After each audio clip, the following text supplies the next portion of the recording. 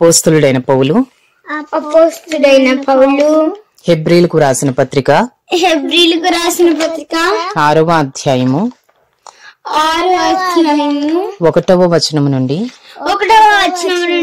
8వ వచనము వరకు. కాబట్టి నిర్జీవ క్రియలను విడిచి మారు మనసు పొందుటయో దేవుని యందలి విశ్వాసమును బాప్తిస్మములను గూర్చిన బోధయు హస్త నిక్షేపణమును మృతుల పునరుద్ధానమును నిత్యమైన తీర్పును అను పునాది మరలా వేయక క్రీస్తును గూర్చిన మూలోపదేశము మాని సంపూర్ణుల మగుటకు సాగిపోదము. దేవుడు సెలవిచ్చిన ఎడల మనమాలాగు చేయుదము. ఒకసారి వెలిగింపబడి పరలోక సంబంధమైన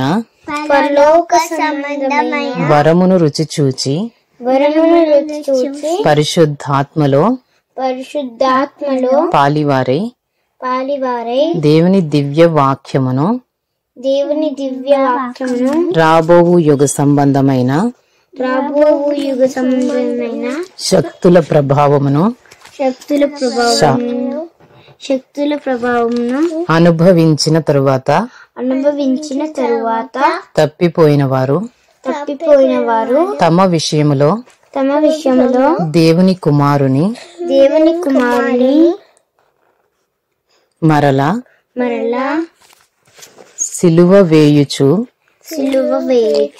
బాహాటముగా ఆయనను అవమానపరచుచున్నారు.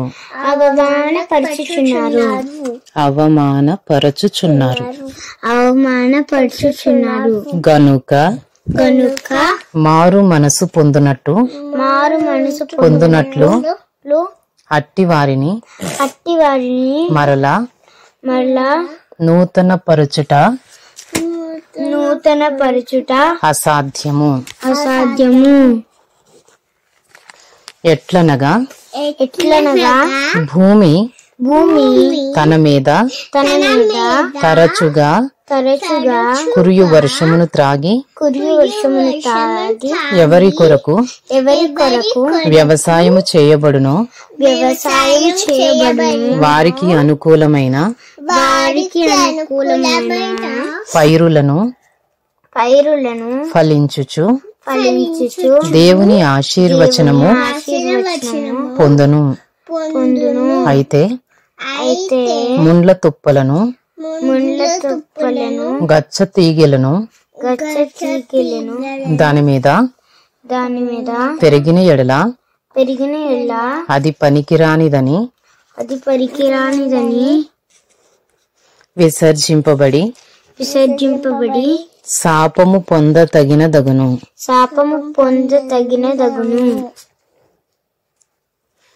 తుదకది కాల్చివేయబడును. Hebrews chapter 6 1 to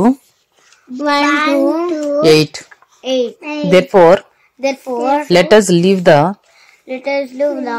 elementary doctrine of Christ and go on to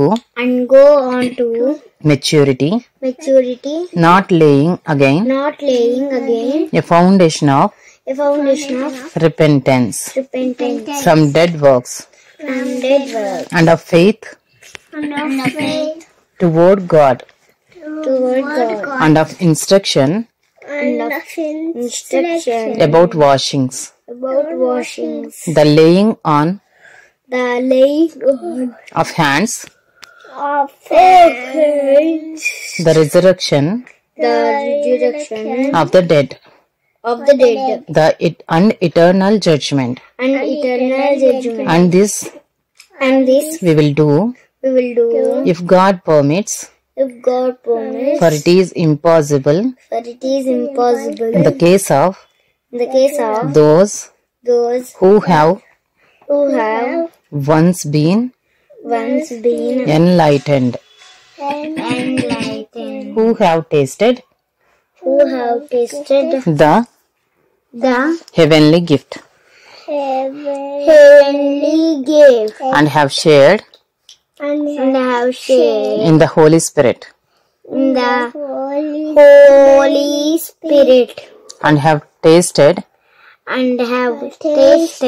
the goodness of the word of God, and the powers of the age to come, and then have fallen away to restore them again to repentance, since they are crucifying once again the Son of God to their own harm,